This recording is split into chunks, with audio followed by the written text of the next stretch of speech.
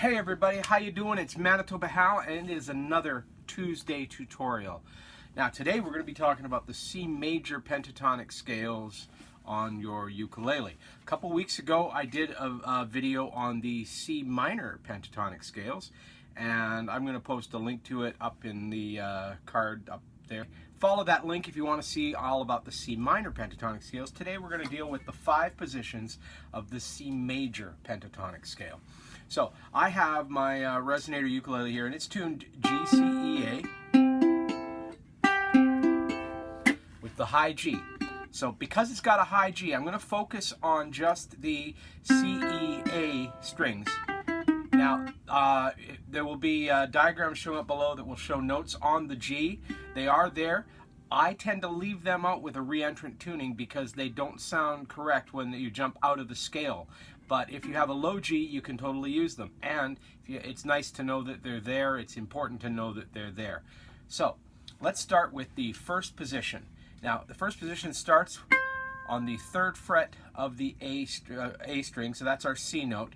And we go 3rd fret, open, 3rd fret on the E string, open, 2nd fret on the C string, open. That's your C major in the first position. Now, the second position starts in that same place. We can run up one note, or one step, pardon me, to the 5th fret on the A string. But we want to start on that 3rd fret there, and we count down 3rd fret on the A string, 5th fret on the E, 3rd fret on the E, 4th fret on the C, 2nd fret on the C, back to C. So we got the whole scale there. Now, of course, as I said, the whole form is right there. And we also, if we want to get technical, we have notes up on the top G string. The 3rd position starts on the 7th fret of our A string. And we've got, that doesn't where the C is though, that's not where our octave is, but the form is 7 on the A, 5 on the A, 8 on the E, 5 on the E, 7 on the C, 4 on the C, 2, and boom. And your C is actually that 8th fret on the A. If you want the whole scale, it's 8 on the E, 5 on the E, 7 on the C, 4 on the C, 2, 1. So you get this. That's the same as. Now, the 4th position runs here at this point of the neck, and we're using the notes from the 10th fret to the 7th fret. And again, our root doesn't start at the top here. I'm just showing you the entire scale form.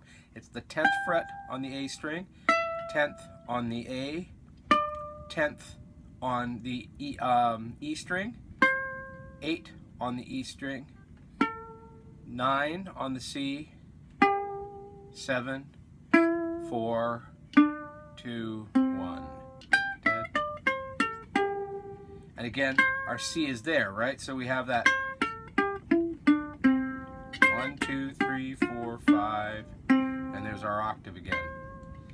Now the last position, the 5th position, is on the 12th fret of the A string, and it's 12, 10, 12 on the E, 10, 12 on the C, and 9. So 12, 10, 12, 10, 12, 9.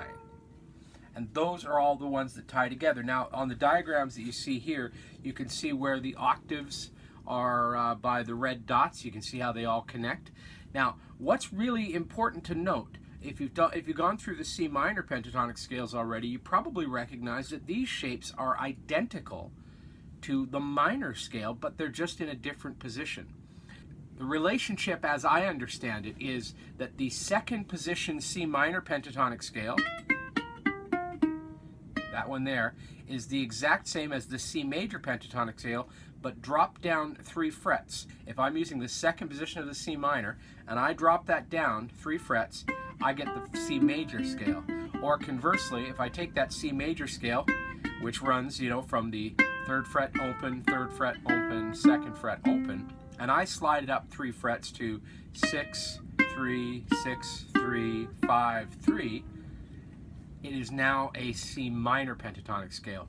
This is important to note because really you only have to learn 5 scales and how this changes, whether it's major or minor. So the forms become the same. Once you get the forms under your finger, you can play them at will based upon the music you're playing and whether you need a major or a minor tonality.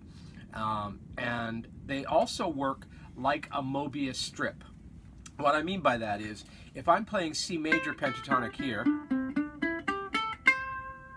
and you tell me, well, the song is in the key of D, all I do is move that same scale up so that I'm starting on my D note, which is my 5th fret on the A, and I play that same form, and I carry up the neck. As I move that scale forward, so if I go from D to E, which is now the 7th fret, you can see that there's room behind me here, and the 5th position from up here takes over. So from this case, I play this scale here, and that is the E major scale in this position. Just like that is the E major scale in this position. So as I move up, the positions from further up the neck here travel up, and where they would cross the octave sign here, they move down here to be below. So it's kind of like this never-ending Mobius strip where one form moves up and another one from up here, when you can no longer reach it, moves down here to take its place. And that's part of the power of a pentatonic scale form, is that you really need to learn 5 basic forms and you've got them all over the neck. Now you don't need, and I'm going to stress that again, you do not need to learn all 5 positions immediately and have them committed to memory to be able to play. What you want to do is work on memorizing them all, but get one under your fingers. Just get one and understand it and use it. And then when a solo comes along in that key that you're going to use, you can play in that shape. So if you're playing a C blues and all you have is the first position, you can build a solo right there, right? Or, let's say you've managed to commit the 3rd position to memory, right? Well, you got your blues going on.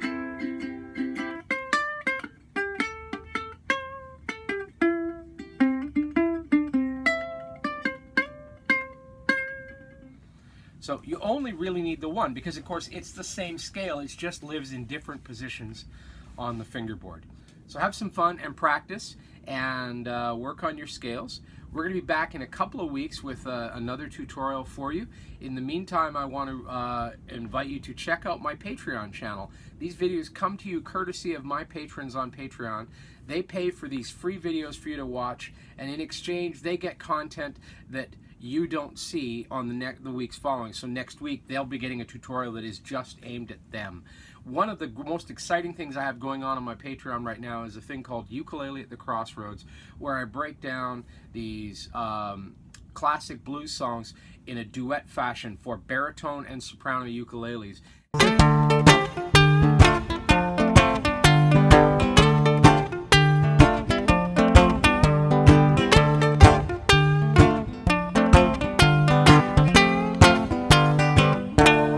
If you're part of that program, you get full transcriptions and an audio recording plus the video demonstration of the piece, and you get to enjoy it all. And when I'm done the series, so for each one is a 6-song series, I'm going to be putting out a book which will include the transcriptions and the CD, and as a subscriber, you're going to get early access to that. Now, you have to be a subscriber to the Ukulele at the Crossroads tier, but you don't have to enter at that higher level. You can enter for as little as $1 per video, which means these 2 videos that you see every month or have been watching every month, you only pay $2 for, but in exchange, you get a whole lot of other tutorial content. Anyway, thank you for taking time to check this video out. Please like and subscribe and share this video with your friends. In the meantime, practice.